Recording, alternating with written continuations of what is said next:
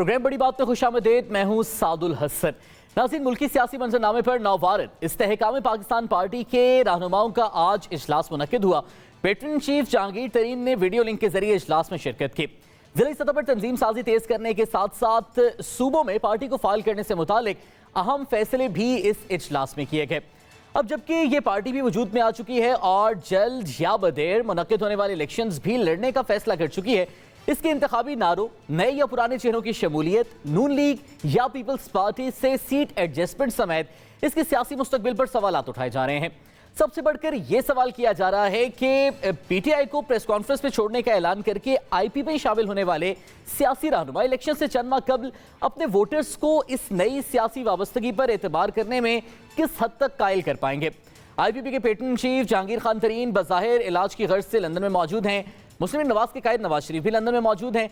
गो के आईपीपी रहनुमा तरीन और नवाज की लंदन मुलाकात की उड़ती खबरों की तरदीद करते नजर आ रहे हैं, लेकिन कौन जाने लगभग 90 लाख की आबादी वाले लंदन में दो बड़े सियासी रहनुमाओं की सरेआम मुलाकात हो जाए, क्योंकि तासुर यह कि इस्तेहकाम पाकिस्तान पार्टी की तेज होती सियासी सरगर्मियां और दीगर जमातों के रहनुमाओं से राबते बिलखुसूस पंजाब में पाकिस्तान मुस्लिम लीग नवाज, तहरीक इंसाफ, मुस्लिम लीग काफ या पाकिस्तान पीपल्स पार्टी के लिए परेशान कुन साबित हो सकते हैं। इन तमाम तर सियासी मामलों पर बात करेंगे। इस्तेहकाम पाकिस्तान पार्टी के तर्जुमान डॉक्टर मुराद राज साहब हमारे साथ मौजूद हैं, जबकि मुस्लिम लीग नवाज के रहनुमा अली गौहर साहब ने भी हमें ज्वाइन किया। आप दोनों मेहमानों का बहुत बहुत शुक्रिया। अली गौहर साहब, आपकी इजाज़त से ज़रा मुराद राज साहब से गुफ्तगू का आगाज़ करना चाहेंगे। मुराद साहब, आज इजलास बड़ा अहम हुआ आपका, बहुत सारे फैसले हुए, तंजीम साजी तेज़ करनी है, दीगर सूबों में फाल करना है पार्टी को। इलेक्शन किस खास नारे पर लड़ना है, क्या ये तय पाया आपके इजलास में? बिस्मिल्लाहिर्रहमानिर्रहीम। देखें साथ साहब, मैं आपको ये बताऊं कि जो आज हमारी पहली मीटिंग थी और इसमें काफ़ी चीज़ें डिसाइड हुई। सबसे नंबर वन जो चीज़ डिस्कस हुई मेरे ख्याल से जो सबसे ज़रूरी है इस वक्त, वो इलेक्शंस है, जो कि 2 से 3 महीने के अंदर आगे नज़र आ रहे हैं। सो काफ़ी और चीज़ों की बात हुई, तंजीम साजी की भी, बाकी चीज़ों की, मगर आई थिंक जो इलेक्शन का हमारा तैयारी है, इलेक्शन की तैयारी है और इलेक्शन के लिए जो जो स्टेप्स हमने उठाने हैं, उसके ऊपर सबसे ज्यादा डिस्कशन हुई, क्योंकि सबका कंसर्न इस वक्त नंबर वन यही था कि आगे इलेक्शन आ रहा है and how do we deal with it. So इंशाल्लाह ताला जो चीजें डिस्कस हुई वो तो मैं आपके साथ डिस्कस नहीं कर सकता, मगर ये है कि ऑब्वियसली अभी 3 महीने पड़े हुए हैं और हमें बहुत मेहनत करनी पड़ेगी। हमने पहले भी मेहनत की है जब हम सब पीटीआई में होते थे, और मेहनत करनी पड़ेगी दिन रात, हर रोज, हर पूरा हफ्ता, 7 दिन हमें लगाने पड़ेंगे हर हफ्ते के, और हम लगाने के लिए तैयार हैं। और जो तैयारी भी करनी पड़ी इंशाल्लाह ताला पूरा मुकाबला करेंगे। और जो ये बात हो रही है सीट एडजस्टमेंट वगैरह की, किसी के साथ इस तरह की कोई बात नहीं हुई। मैं आपको ये आज बड़ी क्लैरिटी से बता दूं, क्योंकि वहां पे भी ये बात हो रही थी जी कि मीडिया पे हमें कहा जा रहा है कि जी आप इसके साथ मिल जाएंगे या उसके साथ मिल जाएंगे।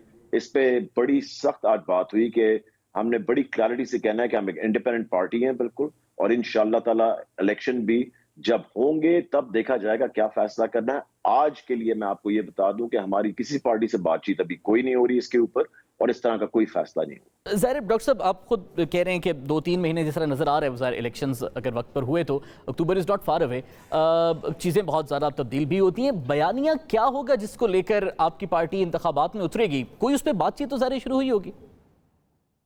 बिल्कुल, देखें बयानिया पाकिस्तान की बेहतरी है। जिन हालात में पाकिस्तान को धकेल दिया गया है इस वक्त, जो हालात हैं इस मुल्क के, आम आदमी तो गोश्त या मुर्गी क्या दाल खरीद भी नहीं सकता इस वक्त।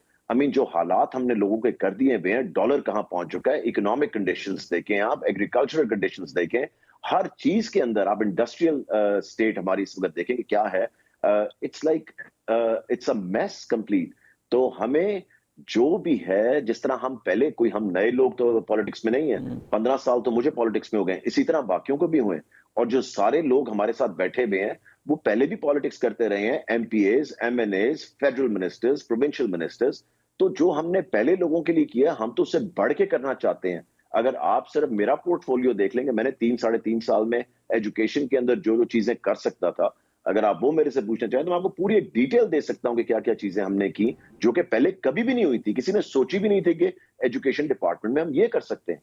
सो इसलिए मैं आपको बताऊं, जब तक हम आम आदमी की जिंदगी में फर्क नहीं डालेंगे, जो चीजें मैंने भी की पिछले 3.5 साल में, आम आदमी को जेन में रखे की, जो वसाइल वाले लोग हैं उनके लिए तो कोई प्रॉब्लम ही नहीं है, उनके लिए तो आजकल भी कोई प्रॉब्लम नहीं है। आम आदमी की जिंदगी में फर्क किस तरह डालना है, उसके ऊपर इलेक्शन लड़ा जाएगा इंशाल्लाह। डॉक्टर साहब, क्या ये बात भी तय की गई कि वो तमाम अफराद ज़ाहिर है जो आपकी जो माजी की जमात थी उससे एक बड़ी तादाद जो है वो इस्तेहकाम पाकिस्तान पार्टी में गई, आपके जो पेट्रोन चीफ हैं डेफिनेटली वो भी उस जमात में थे। 2018 से 2022 तक लगभग 4 साल, पौने 4 साल आपने हुकूमत की, हालात ख़राब हुए, उस पर कहीं ना कहीं जिम्मेदारी उन तमाम अफराद की है जो आपके साथ थे, उस जमात में थे, अब इस जमात में भी हैं। उन अफराद के साथ मिलकर अब दोबारा किस तरह से बेहतरी ला सकते हैं पाकिस्तान की?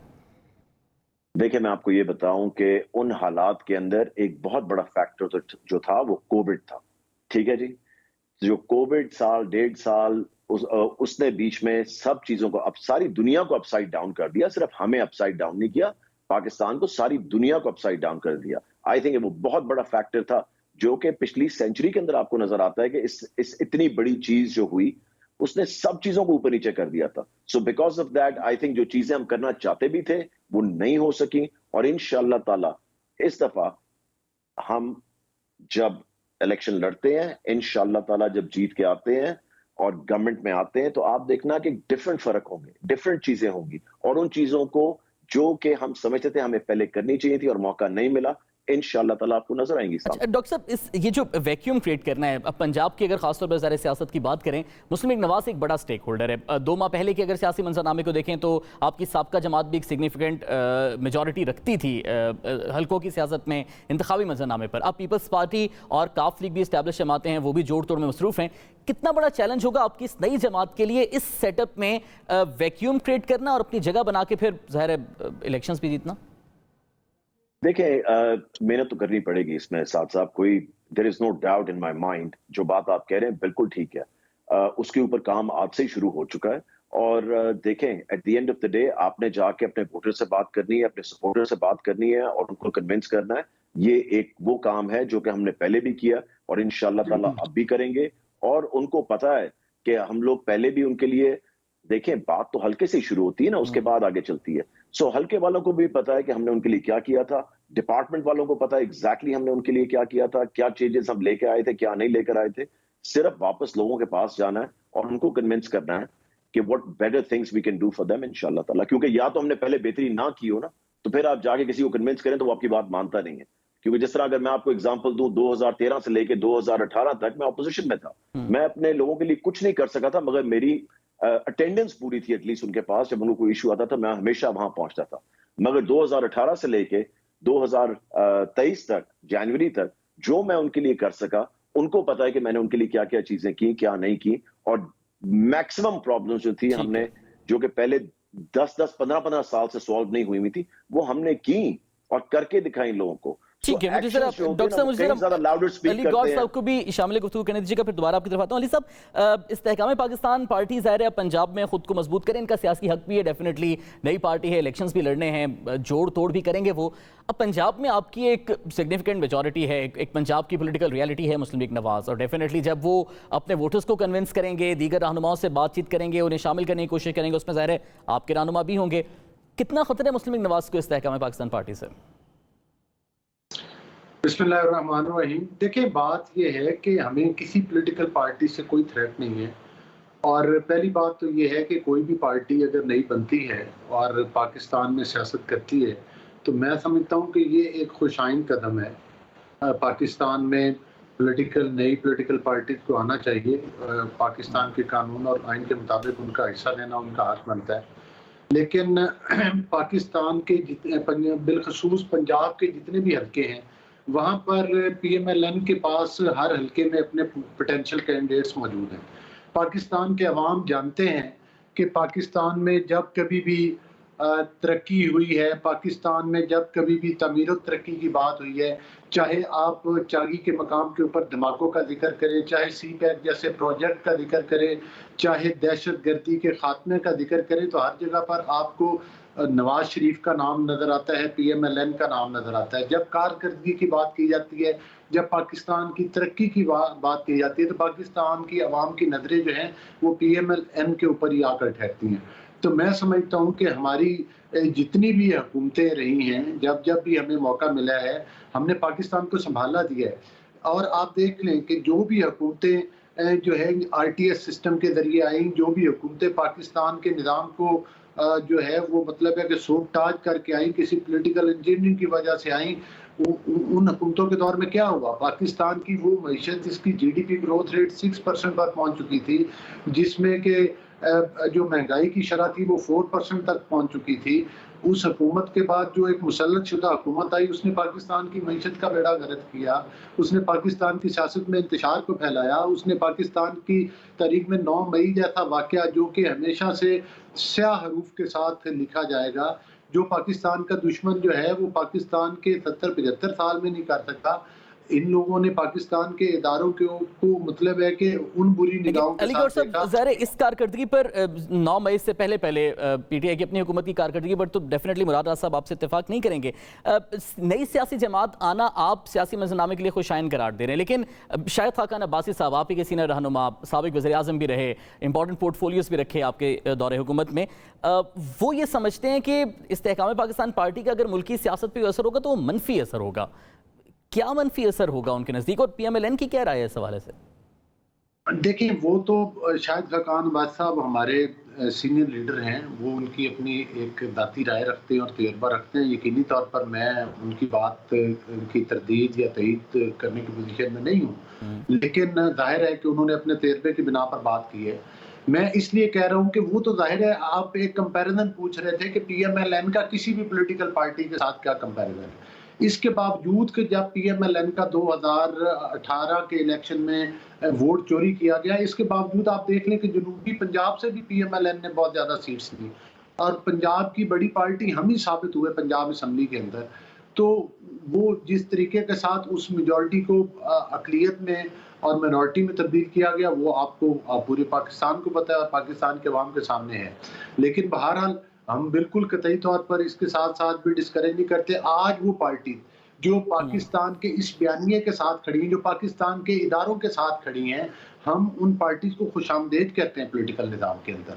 आप देखें कि इस वक़्त भी जो हम हुकूमती इत्तेहाद में जितनी हमारी पॉलिटिकल पार्टीज़ बैठी हुई हैं, जिसमें पाकिस्तान पीपल्स पार्टी है, जेयूआई है, एएनपी है, दीगर हमारी जमातें हैं, हम अलग इलेक्शन मैनिफेस्टोज़ रखते हैं, हम एक-दूसरे के मद्दे-मुकाबिल इलेक्शन में कॉन्टेस्ट करके आते हैं। लेकिन इसके बावजूद सियासी रवादारी का तकाज़ा ये है कि सबसे पहले हमने पाकिस्तान की तरक्की के बारे में सोचना है। आज पाकिस्तान के दुश्वार जिन घाटियों के अंदर जो है वो चेयरमैन पीटीआई धकेल कर गए पाकिस्तान को, आज उसके लिए उसको निकालने के लिए हम तमाम पॉलिटिकल पार्टी कमर बस्त है। आपने देखा है कि आज इसके बावजूद कि आईएमएफ के साथ प्रोग्राम अभी रीस्टार्ट नहीं हुआ, लेकिन पाकिस्तान ने अरबों डॉलर के कर्जों की किस्त वापस की है। लेकिन खैर अली गौहर साहब, इस पे भी मैं आपसे दोबारा बात करूंगा, ये जो आईएमएफ की बात भी आप कर रहे हैं और बजट पर भी। डॉक्टर मुराद राज साहब, क्या इस हवाले से आपने क्या तय किया है पार्टी ने? क्योंकि अभी एक तासुर ये जा रहा है कि चूंकि ज़ाहिर है आपका आगाज़ हुआ पंजाब और ख़ासतौर पे जनूबी पंजाब से, पहले बड़े लोगों को साथ में लाया, फिर आहिस्ता आहिस्ता सेंट्रल नॉर्थ पंजाब की तरफ आ रहे हैं, गो कि अभी बड़ी नुमाइंदगी ज़ाहिर है आप भी इत्तेफाक करेंगे सेंट्रल नॉर्थ पंजाब से नहीं हुई। क्या सिर्फ पंजाब तक अभी फोकस करना है या दीगर सूबों में भी अपनी नुमाइंदगी को यकीनी बनाना है इंतखाबात से पहले पहले? देखें, बिल्कुल आज इस पे बात हुई है। चारों सूबों के प्रेसिडेंट्स और जनरल सेक्रेटरी भी लगाए जाएंगे इंशाल्लाह ताला अनकरीब।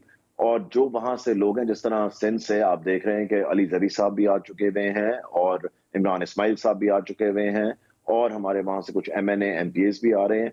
ऑल ओवर द पाकिस्तान आपको इंशाल्लाह ताला पार्टी नजर आएगी। This is going to be a national party, not going to be a provincial party. और आप देखना कि और जो यहाँ पे गौर साहब बात करें, बिल्कुल देखें, यहाँ बैठ के मैं कह दूं कि पीएमएलएन एक रियलिटी नहीं है। पीएमएलएन एक रियलिटी है, ठीक है जी। और पंजाब में ऑब्वियसली उनका अपना वोट बैंक है, कोई माने या ना माने, जो एक रियलिटी है उसको फेस करना चाहिए। मगर इलेक्शन लड़ेंगे और मुकाबला पूरा पूरा होगा और देखेंगे अल्लाह ताला को जो बेहतरीन अल्लाह ताला फैसला करेगा वो बेहतरीन फैसला होगा। तो सिंध से फिर ज़ाहिर है जब आपने दीगर बड़े नाम भी अपनी जमात में डेफिनेटली शामिल करने होंगे, तंजीम साजी में भी और वाबस्तियाँ लेने में भी, तो पीपल्स पार्टी के लोग भी ज़ाहिर है टूटने के इम्कानात हैं? बिल्कुल, देखें, हम तो सबको वेलकम कह रहे हैं ना, सो इसलिए इसमें ये तो नहीं कि हम पिक एंड चूज कोई कर रहे हैं। जो समझता है कि they need to be a part of इस्तेकाम पाकिस्तान, उनको हम वेलकम करेंगे। और आप देखना अभी अगले कुछ दिनों में आपको बड़े और नाम भी इंशाअल्लाह ताला हम बताएंगे जो कि आ रहे हैं, जिनसे बातचीत इस वक्त हो रही है। क्योंकि बहुत सारे लोग हैं जो कि इंटरेस्टेड हैं कि जी इस प्लेटफॉर्म पे आए हमारे साथ और यहाँ से आके अपनी पॉलिटिक्स भी करें और इंशाल्लाह ताला इलेक्शन भी लड़ें। तो ये जो अगले कुछ दिनों में नाम सामने आएंगे बड़े, ये पंजाब से होंगे? आपको सब तरफ से नाम सुनाए देंगे इंशाल्लाह ताला। तो आपके खैर अपने जो पुराने साथी हैं पंजाब में, खास तौर पर आपकी पुरानी जमात के भी, उनके हवाले से भी क्या क्या इत्तलात हैं? कोई राब्ते वगैरह चल रहे हैं आपके उनसे? जी बिल्कुल, आज इस पे बात भी हुई है हमारी मीटिंग के अंदर। जो हमारे पुराने साथी हैं वो भी जो पीटीआई छोड़ रहे हैं वो हमारे साथ राब्ते में, और आप इंशाल्लाह ताला देखना वो भी आपको अगले विद इन 6 to 7 डेज आपको और नाम हर रोज के हिसाब से आपको नजर आएंगे कि नए नाम जो है वो शामिल हो रहे हैं इस्तेकाम पाकिस्तान के। अच्छा डॉक्टर साहब, जब ओहदे वगैरह के नाम सामने आए, जहांगीर खान तरीन साहब ने बज़रिया ट्वीट भी ऑफिशियल्स अनाउंस किए, आपको भी तर्जुमान मुकर्रर किया, आपके साथ दीगर भी तर्जुमान हैं। फवाद चौधरी साहब के हवाले से जब आपके डिनर्स भी हुए और अगले दिन भी कुछ दावतें थीं, उनकी फुटेजेस के हवाले से काफ़ी सवालात उठे, शायद वो कंफर्टेबल नहीं थे, शायद वो चेहरा छुपा रहे थे। फिर उसके बाद हमने देखा कि ओहदेदारों में भी उनका नाम नहीं है। क्या पार्टी की एग्जेक्टिव बॉडी में कोई सेंट्रल किरदार नहीं मिला उनको? देखिए, ये आपको फवाद चौधरी साहब से पूछना पड़ेगा, ये उनका मामला है। सो इसकी डिटेल्स मेरे पास तो नहीं है, ये आपको उनसे ही पूछना पड़ेगा। लेकिन इजलास में ज़ाहिर है डिस्कस वगैरह तो हुआ होगा, डेफिनेटली वो अपनी पिछली जमात में भी बड़ा मरकजी किरदार रखते रहे हैं और तर्जुमान भी रहे हैं। जी ये फिर भी आपको उनसे पूछना पड़ेगा। सो इसलिए अगर जहांगीर तरीन साहब ने फैसला किया है कि इस वक्त उनको इन्वॉल्व नहीं करना था उस लेवल पे जहां पे obviously party president Aleem Khan साहब हैं, जनरल सेक्रेटरी जो हैं आमिर क्यानी साहब हैं और तर्जुमानों में उनका नाम नहीं डाला, तो ये जहांगीर तरीन साहब का फैसला है। So we abide by it. अच्छा डॉक्टर साहब, जहाँ पर काफ़ी ज़्यादा ज़ाहिर है इस सियासी जमात के सियासी मुस्तकबिल के हवाले से और नेशनल सवालात उठते हैं, हिकमत अमली पर भी ज़रा जैसे चीज़ें अनफोल्ड होंगी, चीज़ें क्लियर होती जाएंगी और तज्ज़िये भी उस हवाले से जन्म लेंगे। अब वो तमाम नाम जो जब 9 मई के वाक़यात के बाद आप समेत दीगर आपके पार्टी लीडर्स ने भी प्रेस कॉन्फ्रेंसेस की, मुजम्मत भी डेफिनेटली की, पार्टी भी छोड़ी, माजी की पार्टी में, अपनी पुरानी पार्टी में कुछ लोगों को जिम्मेदार करार दिया कि वो फौज से तसादम चाहते थे, वो चेयरमैन तहरीक इंसाफ को उकसाते थे अदम इस्तेहकाम की पॉलिसीज़ पर। अब उनमें से कुछ नाम इस जमात में भी हैं, वहाँ से छोड़ के इधर आ चुके हुए हैं। कितना कंफर्टेबल ये एनवायरनमेंट है अब इस सियासी जमात में, जबकि अभी तहफ़्फ़ुज़ात को ज़्यादा अरसा नहीं गुजरा? मैं आपको ये बता दूं साद साहब के जब से इमरान खान साहब जमान पाक मूव हुए थे ना, तो एक ग्रुप था जिसने पूरा कब्जा ले लिया उस जगह का कुछ ही दिनों में, और फिर वो जो एडवाइजर्स थे ना, उन्होंने इस नहज पे उस पार्टी को पहुंचा दिया और आप देख लेंगे क्या हालत की उन्होंने at the end of the day Pakistan Tehreek Insaf की।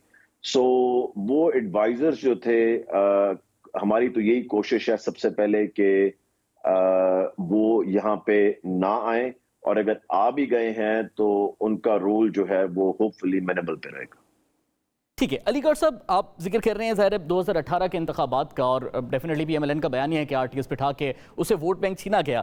हालांकि उसके बावजूद भी आपके मुताबिक भी और एक अक्सरियत थी पंजाब में मुस्लिम लीग नवाज़ की, लेकिन अभी हालात 2018 से मुख्तलिफ हैं। आप भी ज़ाहिर इत्तेफाक करेंगे इस चीज़ से। पिछले 1-1.25 साल में जो आपको हुकूमत मिली, आपका बयानिया ये है कि आपने सियासत कुर्बान करके रियासत बचाई। मुआशी हालात सब तस्लीम करते हैं मुश्किल हैं, और डेफिनेटली इलेक्शंस वोटर्स की शॉर्ट टर्म मेमोरी पे लड़े जाते हैं। वो अभी ये नहीं याद रखेंगे कि आपने माजी में क्या काम किए हैं, हाल में मुआशी सूरत हाल की है उसको ज़हन में रख के वो लड़ेंगे इंतखाबात। अब 2018 में आपका मुकाबला पीटीआई से था, अब वो डिवाइड हो रहा है पीपल्स पार्टी में भी, काफ लीग में भी, इस्तेहकाम पाकिस्तान पार्टी में भी।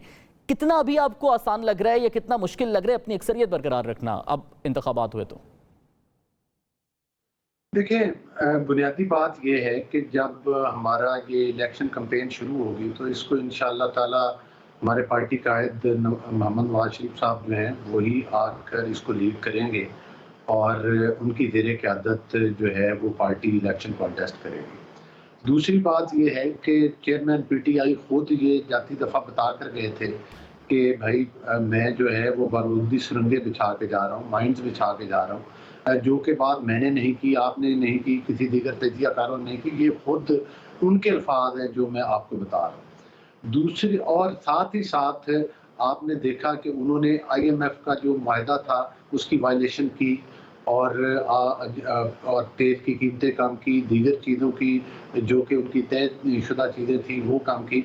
जिस तरह से कि मैंने पहले बताया कि इसके बावजूद हमारे पास बड़े चैलेंजेस थे। जिस तरह से कि 2013 में हम इक़्तिदार में आए थे और हमारे सामने बड़े-बड़े चैलेंजेस थे, जिसमें लोड शेडिंग का खात्मा था, जिसमें दहशतगर्दी का खात्मा था, जिसमें पाकिस्तान में इन्वेस्टमेंट्स का आना था। तो वो तमाम चैलेंजेस को अबूर करके हमने पाकिस्तान को माशी तौर पर, सियासी तौर पर एक मुस्तहकम पाकिस्तान जो है वो दिया था। इसी तरह से अब की अगर बात करें तो आपने देखा कि अगरचे कि IMF का प्रोग्राम जो अभी शुरू नहीं हो सका, इसके बावजूद हमने अरबों डॉलर की किस्त वापस की है, पाकिस्तान का कर्जा उतारा है। वो पाकिस्तान का कर्जा जो पाकिस्तान की तारीख का सबसे बड़ा कर्जा जो PTI की हुकूमत ने पाकिस्तान के सर के ऊपर डाला और उसमें कोई खातिर ख्वाह कोई मेगा प्रोजेक्ट नहीं कर सकी, कोई अपना कारनामा नहीं बता सकते, मां सवाए के इंतशार वाले ही बयानिए दिए, पूरे पाकिस्तान के लोगों को, कौमों को तकसीम किया, लोगों को लड़ाई झगड़े शुरू करवाए, पाकिस्तान में इंतशार की सियासत की और उसका एंड वही हुआ कि जिसका हम जिक्र करते थे कि ये एक सियासी पार्टी नहीं, ये एक लेकिन अली गौर साहब अब तो बात उससे आगे निकल गई है। उस सियासी जमात का जो इंतशार की पॉलिसी आपके मुताबिक थी और 9 मई के जो वाकयात हुए उन पर तो अब कानूनी कार्रवाइयां हो रही हैं और उस पार्टी को सारे अपने सियासी तौर पर भी इसका खमियाजा भुगतना पड़ रहा है। आइंदा इंतखाबात में क्या यही बयानिया आपका आगे चलेगा? IMF डील अगर नहीं होती तो वज़ीर-ए-आज़म ने कहा कि वो कौम से खिताब करेंगे, प्लान बी क्या है? और इसके साथ साथ सियासी मामलात में इत्तेहाद और जोड़ तोड़ की मजीद बातें भी हो रही हैं, सीट एडजस्टमेंट के कुछ मामलात हैं, ब्रेक के बाद में बात करेंगे।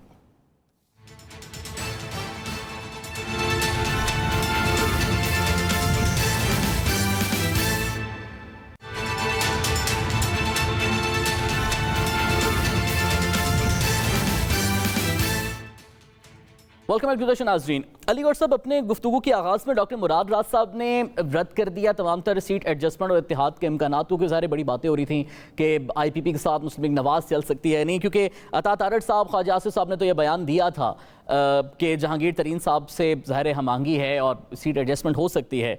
क्या अभी भी PMLN सोच रही है IPP से इत्तेहाद या सीट एडजस्टमेंट का? देखिए, वो इस पैराए में बात नहीं हुई थी। आपने देखा कि जाहिर है कि जो जब इस सिलेक्टेड गवर्नमेंट का खात्मा किया गया तो उसमें यकीनी तौर पर जो जहांगीर तरीन साहब ने और उनके दोस्तों ने उसमें जो साथ दिया, और अगर वो साथ ना देते तो जाहिर है नंबर ऑफ जो मतलब गेम थी वो उसमें नंबर का होना ज़रूरी था। तो उसमें तरीन साहब ने भी एक किरदार अदा किया जो कि खुशाइंद है, जो कि पाकिस्तान के लिए उन्होंने किया, एक सिलेक्टेड हुकूमत के खात्मे के लिए उन्होंने अदा किया। इसलिए क़यादत के दिल में एक नरम गोशा तो है, लेकिन उसके लिए ये राज साहब की बात ठीक है। अगर ये सीट एडजस्टमेंट नहीं चाहते तो यकीनी तौर पर नून लीग के पास तो अपने पोटेंशियल कैंडिडेट्स हैं। हमने तो अगर किसी के साथ एडजस्टमेंट करनी है तो यकीन मतलब है कि वो तो ये यकीनी बात है कि जाहिर है अली गौर साहब, क़यादत के दिल में इतना नरम गोशा है कि अपने इलेक्टेबल्स को छोड़ के सीट एडजस्टमेंट कर लेंगे?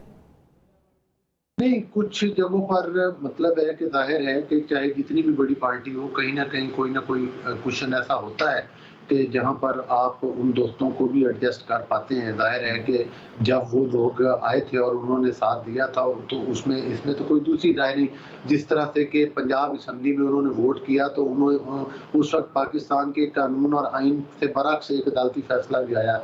एक मुतनाज़े फैसले के जरिए परवेज इलाही साहब को मुसल्लत किया गया पंजाब के ऊपर, जिसका कि उस जो पैनल बैठा था उस पैनल में से एक जज साहब ने कहा था कि ये आइन दोबारा लिखा जाए। तो मकसद ये है कि उन लोगों की असम्बली से रुकनीत भी गई, जाहिर है फिर उनको टिकट्स देनी थी, उनको एडजस्ट करना था तो टिकट्स तो हमने दी, लेकिन उस वक्त भी PMLN के कारकुन जो वोटर थे, जाहिर है वो अचानक फैसले हुए थे तो उसमें हमें मसाइल आए। तो आपका स्टेटेड नैरेटिव इस वक्त क्या है? जो जहांगीर खान तरीन साहब की नाअहली थी, क्या वो एक बैलेंसिंग एक्ट था चेयरमैन PTI की नाअहली को रोकने के लिए, फिर उनकी नाअहली कर दी गई और वो बेकसूर हैं इस सारे मामलात में? देखिए, मैं समझता हूँ कि जाहिर है कि पहली बात तो ये है कि ताहयात जो नाअहली है उसका पाकिस्तान के आइन में कहीं जिक्र भी नहीं है। और वो चाहे कोई भी हो उम्मीदवार, उसको मतलब है कि वो या लीडर हो या किसी पॉलिटिकल पार्टी का वर्कर हो, ताहयात नाअहल तो वो होना नहीं चाहिए। दूसरी बात ये है कि सुप्रीम कोर्ट जो है वो कोई ट्रायल कोर्ट तो नहीं है, तो लिहाजा जिस तरह से कि आपने देखा कि सुप्रीम कोर्ट के एक सीनियर जज ने जो 2 दिन पहले उन्होंने बयान दिया है, जिसमें उन्होंने कहा कि मतलब नवाज शरीफ साहब को और उनके ख़ानदान को टारगेट किया गया और पाकिस्तान के आइन और कानून से हट के फैसला किया गया, तो वो उनकी बात बिल्कुल दुरुस्त थी। अब लेकिन माजी में कुछ आपकी लीडरशिप जो बयानात जहांगीर खान तरीन साहब के बारे में देती रही है, वो ज़ाहिर अदालती ट्रायल से और ज़ाहिर अदालती फैसलों से पहले ही जो पब्लिक ट्रायल्स में आप लोग जलसों में बयानात देते रहे, पहले वो बयानात हैं क्या, वो सुना देते हैं, वो सुनिए, फिर उसके बाद गुफ्तगू को आगे बढ़ाते हैं। चोरो चीनी चोरो जान चोरो, आटा चोरो चीनी चोरो जान चोरो। जहांगीर तरीन के जरिए उस चीनी की कीमत में डाका डाला गया। उन्होंने जहांगीर तरीन को एनआरओ दिया, चीनी चोरों को एनआरओ दिया, आटा चोरों को एनआरओ दिया। एक आदमी पूछता है कि रोज आटा चीनी हमारी दस्तरस से बाहर होती जा रही है, वो जहांगीर तरीन कहाँ गया? उसको जहाज में बिठाकर बाहर भेजवाने वाला कौन था? आपको इस बात का जवाब देना होगा। सबसे बड़ा माफिया जो है वो डॉन था या डॉन है, वो जहांगीर तरीन है, जिसको उन्होंने पकड़ा। क्यों नहीं डाला उसको ईसीएल के ऊपर? क्यों उसको जाने दिया है? इस हुकूमत ने आटे और चीनी के बहरान में 180 अरब का डाका डाला है और डाका डालने वाली एटीएम्स हैं। ये आटा भी एटीएम्स खा गई हैं, चीनी भी एटीएम्स खा गई। पाकिस्तान के जो सबसे बड़े डॉन शुगर माफिया, जिसको चीनी चोर कहते हैं, इसका नाम जहांगीर खान तरीन है, जिसने पाकिस्तान के गरीब हारियों उनकी डॉलर लूट के ये सैकड़ों एकड़ पे मुहित उसका ये घर फार्म हाउस है, जो पाकिस्तान की अवाम के खून पसीने का पैसा है। आपके इर्द गिर्द चोरों का टोला है। जहांगीर खान तरीन बाहर बैठा है 100 अरब की चोरी करके। जो एनआरओ दिया है जहांगीर तरीन को, महमूद खान को, इसका जवाब कौन देगा? अलीगढ़ साहब, सिर्फ इसलिए कि जहांगीर खान तरीन ने अब इस्तेहकाम पाकिस्तान पार्टी बना ली है और दीगर इलेक्टेबल्स उनके साथ हैं और अदम एतमाद में भी उन्होंने ज़ाहिर आपको सपोर्ट किया, नंबर्स चेंज करने में साथ दिया, धर्म गोशा सिर्फ इसलिए बन गए और इसलिए अब वो चीनी चोर भी नहीं रहे और क्लियर हो गए तमाम इल्ज़ामात से? देखिए, बात ये नहीं है कि इल्ज़ामात को जो साबित करना है या बेगुनाही साबित करनी होती है, वो जाहिर है कि वो अदालतों के अंदर ही होती है किसी भी पॉलिटिकल पार्टी की, और किसी भी पॉलिटिकल लीडर को जो है वो अपनी बेगुनाही जो है वो अदालतों के अंदर जाकर पेश करनी है। हम ये समझते हैं कि जहांगीर तरीन साहब को भी पूरा मौका मिलना चाहिए, नवाज शरीफ साहब को भी पूरा मौका मिलना चाहिए। जाहिर है कि आपने अभी जो बातें सुनाई, वो बातें बिल्कुल हमारे पीएमएलएन की लीडरशिप की तरफ से और हमारे पीएमएलएन के वर्कर की तरफ से भी की गई। जाहिर है उस वक्त वो एक मुखालिफ पॉलिटिकल पार्टी का हिस्सा थे। एक वक्त वो भी था जब जहांगीर तरीन साहब ने, मतलब है कि वो जहाज में जाकर उन लोगों को तोड़ के पीएमएलएन का जब मैंडेट छीना गया था, तो वो उस निज़ाम का भी हिस्सा रहे थे। तो ज़ाहिर है पाकिस्तान की जो पीएमएलएन की लीडरशिप है उसमें और पाकिस्तान मुस्लिम लीग कारकुनान के अंदर भी वो एक गमो गुस्सा था। लेकिन जाहिर है उसके बाद जब उन्होंने पाकिस्तान के इस्तेहकाम के लिए कोशिश की है, तो उसको भी हमने सराहा है। तो जाहिर है, यानी अब आप समझते हैं कि ठीक है, अब वो हकीकतन इस्तेहकाम पाकिस्तान की कोशिश करना बड़ा खुशाइंद है जो पॉलिटिकल पार्टीज की और नई जमातों की एग्जिस्टेंस को एक्सेप्ट किया जा रहा है। डॉक्टर साहब, बहुत ज़ाहिर सराहा जाता है इस बात को कि अब वक्त है कि अदम तशद्दुद की इस जो तशद्दुद की सियासत है और जो एक्सेप्ट ना करने की सियासत है उसको ख़त्म किया जाए। जो सियासी मुखालिफिन हैं, आपने भी जिक्र किया कि मुख्तलिफ सियासी जमातें सियासी रियलिटीज़ उन्हें तस्लीम करना चाहिए। क्या माजी के बयानात वजह हैं कि आप लोग किसी किस्म का इत्तेहाद या सीट एडजस्टमेंट नहीं कर रहे, या अब आपकी पॉलिसी है कि आपने खालिस्तन अपने ही इलेक्टेबल्स हों या अपने टिकट पर लड़ने वाले जितने भी लोग हों उनके साथ इंतखाबात में उतरना है? देखिए, मैं साथ साथ आपको ये बताऊं कि 15 साल मैं पीटीआई के साथ था और उसमें से 12 साल मैंने सड़कों पे गुजारे। ठीक है जी, जितना एहतजाज, जितना कुछ हम कर सके थे सब कुछ किया। जो चीज सेटल करनी होती है वो मेज पे बैठ के सेटल होती है, वो सड़कों पे सेटल नहीं होती। एहतजाज करना एक कॉन्स्टिट्यूशनल राइट है जो कि सबको करना चाहिए, मगर वो रिकॉर्ड करवा के बात उधर तक ही रहनी चाहिए। जिनसे बात करनी होती है, अब भी तो कहा जा रहा है ना जी कि बात करनी है जी, इन्हीं लोगों से बात करनी है जो आपके मुल्क के अंदर जो दूसरी पॉलिटिकल पार्टीज हैं। आपने कोई अमेरिका से या चाइना से या कोई अफगानिस्तान से लोग तो नहीं लेकर आने, आपने उन्हीं से बात करनी है जो आपके मुल्क के अंदर पॉलिटिकल पार्टीज हैं। तो बातचीत मेज पे बैठ के हल निकलते हैं, बाहर हल नहीं निकलते। और दूसरी चीज ये है कि जो आप इलेक्शनों का पूछ रहे हैं, देखें ये आज का फैसला है। इलेक्शनों के करीब जाके क्या फैसला होता है, क्या सूरत हाल बनती है, वो उस वक्त देखी जाएगी। आपने, क्योंकि आपने देखा लेटली पाकिस्तान की पहले सियासत week to week, month to month चलती थी। अब पाकिस्तान की सियासत जो है वो आवरली बेसिस पे चल रही है कि हर घंटे के बाद आपको लगता है कुछ ना कुछ बदलने लगा या कुछ, यानी वी नेवर नो कि कुछ इम्कानात बन जाए इत्तेहाद या सीट एडजस्टमेंट के। ज़ाहिर पॉसिबिलिटीज तो कुछ भी हो सकती है। देखें पॉसिबिलिटीज को आप कभी भी नहीं बंद कर सकते। जौन सा भी अल्लाह ताला उस वक्त बेहतरीन रास्ता बताएगा, दिखाएगा, करवाएगा, वो हम लेंगे। मगर एज आज जो बातचीत हुई है उसमें अभी कोई सीट एडजस्टमेंट की बात नहीं हुई या किसी इल्हाक की बात नहीं हुई किसी चीज की भी। आगे जाके इलेक्शंस के करीब कोई और सूरत हाल निकलती है, इंशाल्लाह ताला देखेंगे उस वक्त। तो ज़ाहिर वो तो वक्त के साथ डेफिनेटली आप दुरुस्त कह रहे हैं कि सूरत हाल तो हर घंटे बाद बदल रही है। ऐसे किसी भी इम्कान की सूरत में हाइपोथेटिकली वोटर्स को कैसे कन्विंस किया जा सकता है, क्योंकि ज़ाहिर आप तो बराह रास्त हल्के की सियासत करते हैं, अपने वोटर्स के साथ आपका रेगुलर बेसिस पर रब्ता रहता है। एक वोटर को आप कैसे कन्विंस करेंगे इस बात पे कि किसी ऐसी जमात के किसी ऐसे बंदे के साथ सीट एडजस्टमेंट हो रही है जिनके लीडर्स आपकी जमात के लीडर्स के बारे में ये सारे इल्ज़ाम लगाते रहे हैं? क्या ये सियासी गलती नहीं होती? देखें एक चीज ये है कि वोटर के साथ क्या बात करनी है। आई थिंक वोटर जो इस वक्त सबसे ज्यादा इंटरेस्टेड है वो अपने मसाइल हल करने में इंटरेस्टेड है। उसको किसी भी लीडर से इतना उसका नहीं है कि वो उसकी इस वक्त परेशानी देखे, वो अपनी परेशानी को हल करना चाहता है। आपने वोटर को जाके बताना है कि हम उनके मसाइल कैसे हल कर सकते हैं, जो वो हर रोज नहीं हर घंटे में गुजर रहे हैं उन मसाइल के साथ। लोग उन हालात में, आपको पता है, मुझे बताने की जरूरत नहीं, आप तो मीडिया में हैं, आपको पता है कि किन हालात में से लोग गुजरे हैं। लोगों को इस वक्त सिर्फ अपनी प्रॉब्लम्स की परेशानी है। उनको ये परेशानी नहीं है कि कौन किसको पहले गालियां देता रहा है, कौन अब गालियां दे रहा है या नहीं दे रहा है या क्या होता रहा है। लोगों को फिक्र है कि उन्होंने अपनी जिंदगियां किस तरह आगे चलानी है, उन्होंने अपने बच्चों की फीसें कैसे देनी है, उन्होंने अपने बिल कैसे देने हैं, उन्होंने अपने घर कैसे चलाने हैं। उनको ये फिक्र है इस वक्त। हमने जाके लोगों से उनके मसलों की बात करनी है। उनको इस वक्त परवाह नहीं है कि क्या होता रहा है या क्या हो चुका है। लेकिन डॉक्टर साहब आप फिर इस बात से भी इत्तेफाक करेंगे कि वोटर्स जो हैं वो जिस सियासी जमात को वोट दे रहे हैं उसके लीडर की फेस वैल्यू और उसकी विजन को भी तो डेफिनेटली वो परखेंगे, क्योंकि उसी की वजह से तो उनके मामलात और मसाइल हल होंगे। क्या ये बात दुरुस्त नहीं है? Absolutely, you're absolutely right। मगर एट द सेम टाइम, क्योंकि देखें हम सब नए पॉलिटिशियंस तो नहीं है, हम सबको इलेक्ट भी हुए हुए हम लोग सब पहले एक दो तीन दफा या चार दफा लोग इलेक्ट भी हुए हैं। लोग हमें जानते भी हैं, लोगों को पता है, हमने तो कैमरे के सामने जिंदगी गुजारी है सारी।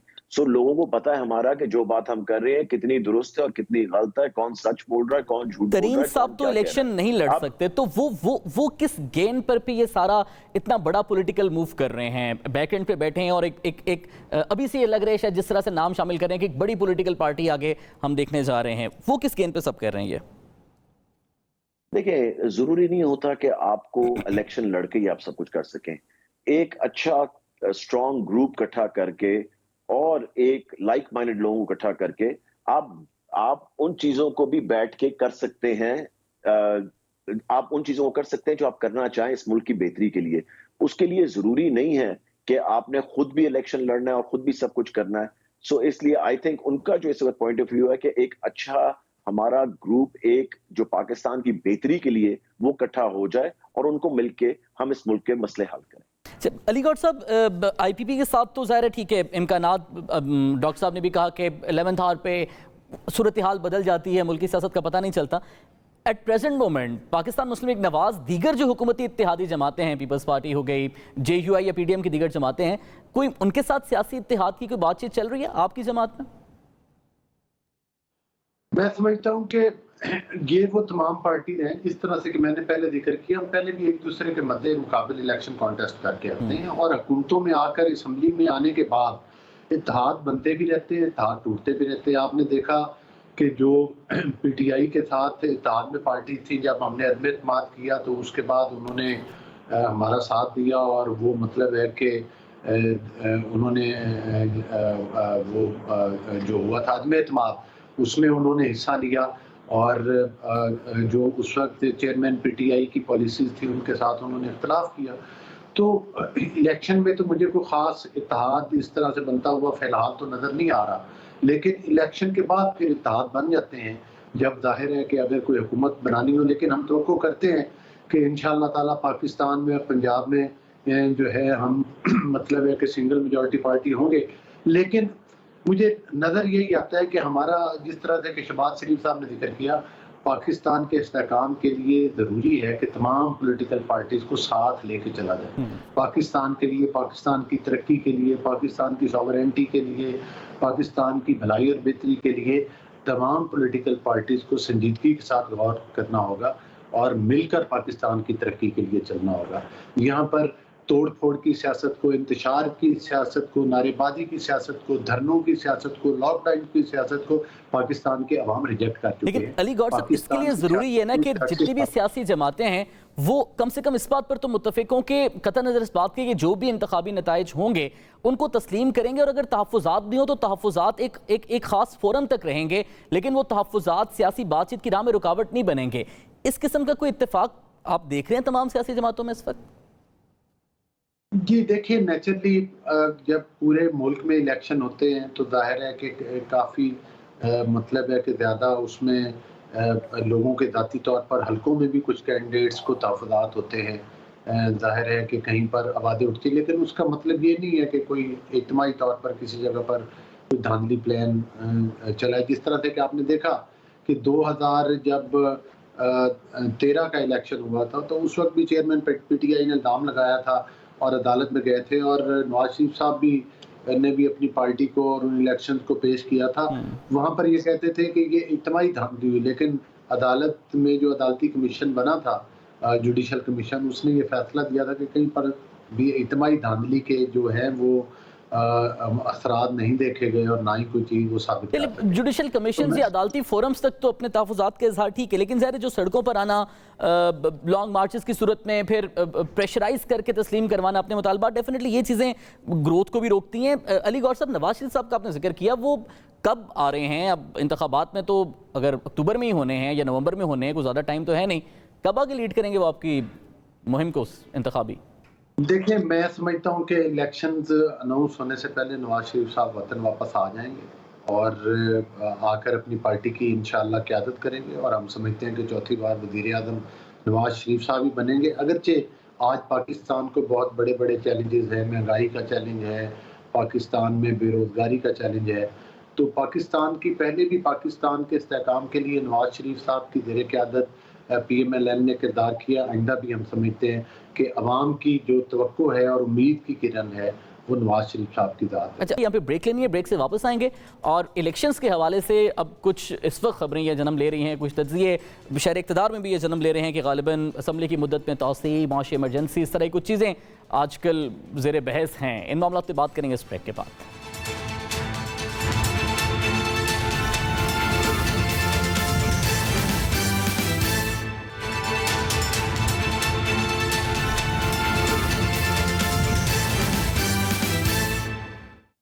Welcome back to the show नाज़रीन।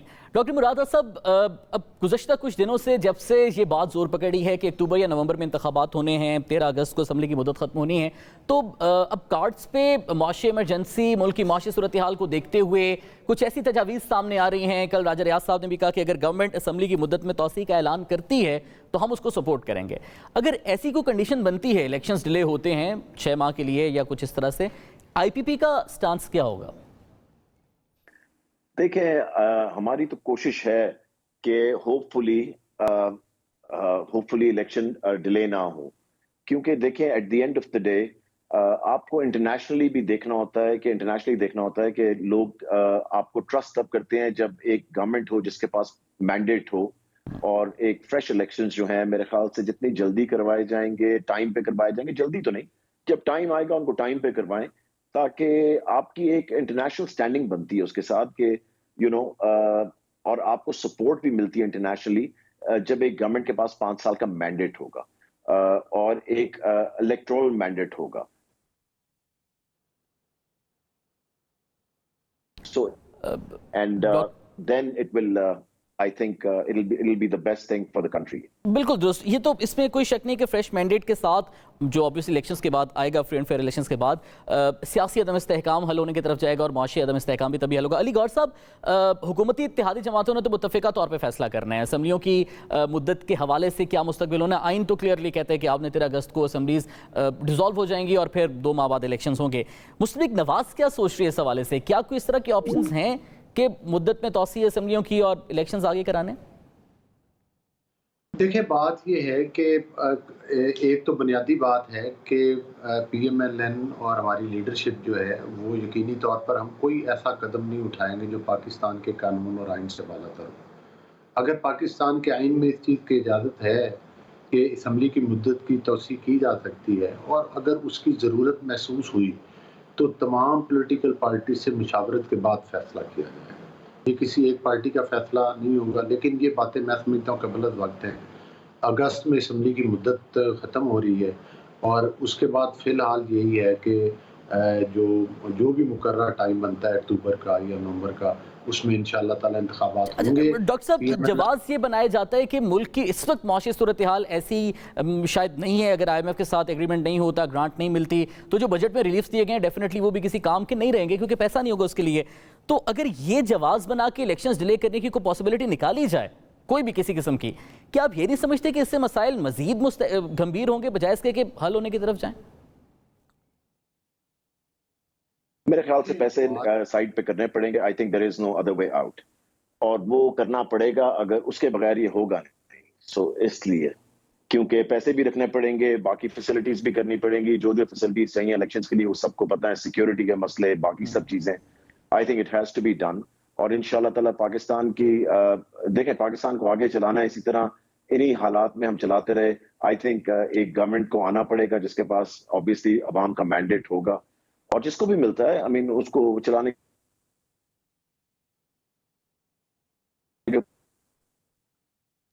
डॉक्टर साहब से बातचीत में ज़रा मुश्किल हो रही है, कनेक्शन प्रॉब्लली इंटरप्ट हो रहा है। अलीगढ़ साहब, आपने भी एक कंडीशन अपनी गुफ्तगू में ये लगाई कि अगर आइन इजाज़त देता है तो फिर उस हवाले से ज़रा देखा जाएगा, गो कि फिक्स कोई ख़ास बात नहीं की। क्या अब आसिफ अली जरदारी साहब ये कहते हैं कि 2 माह में इलेक्शन नहीं करा सकते, ये इलेक्शन तब होंगे जब वो चाहेंगे। मौलाना फजल रहमान साहब कहते हैं कि मुत्तफ़िका तौर पर यह तय करेंगे। हुकूमत क्लियर क्यों नहीं नजर आ रही इस बात पे कि 13 अगस्त को असम्बली की मुद्दत खत्म होनी है, 13 अगस्त को असम्बली तहलील होगी, उससे पहले केयर टेकर सेटअप आएगा और फिर इंतखाबात अपने वक्त पर होंगे? ये कोई क्लियर स्टेटमेंट्स क्यों नहीं मिलती हैं हमें? नहीं, देखें, बिल्कुल क्लियर हमारी पार्टी का मौक़िफ़ है कि इलेक्शन में एक तो जो असम्बली की मुद्दत मुकम्मल हो रही है उस पर असम्बली तहलील हो जाएंगी, और उसके बाद जो वक्त है उस वक्त के अंदर अंदर इलेक्शन करवाए जाएंगे। लेकिन ज़ाहिर है तमाम इत्तेहादी हैं उनके साथ मुशावरत की जाएगी और पाकिस्तान के हालात को भी मद्देनज़र रखा जाएगा। लेकिन हमारी प्रायोरिटी पर यही है तमाम पॉलिटिकल पार्टीज़ की कि वक्त के ऊपर इलेक्शन करवा दिए जाए। अगर कोई इस किस्म की नागहानी सूरत-ए-हाल होती है कि जिसमें तोसी हो, तो उसकी अगर आइन इजाज़त देता है तो आइन की हदूद के अंदर रहते हुए कोई भी फैसला हो सकता है। लेकिन आइन को कोई भी एमरजेंसी लगा के, आइन को तोड़ के कोई भी ऐसा फैसला नहीं होगा जिसका कि पाकिस्तान। लेकिन बज़ाहिर तो तौसी के लिए, किसी भी आईनी तरमीम के लिए आपके पास 2/3 अक्सरियत नहीं है, तो वो रास्ता तो आपके पास नहीं है। सिर्फ करारदाद या किसी आम अक्सरियत के साथ कानून के तहत तो ऐसा कर नहीं सकते। ज़ाहिर है मैंने आपको यही बुनियादी तौर पर बताया है कि जिस चीज़ की पाकिस्तान का कानून और आइन इजाज़त देता है वही कदम उठाया जाएगा। उसके बरअक्स कोई कदम उठा के ना इलेक्शन डिले किए जाएंगे, ना ही कोई मतलब ऐसा कदम उठाया जाएगा जिससे पाकिस्तान के आइन को नुकसान पहुंचे।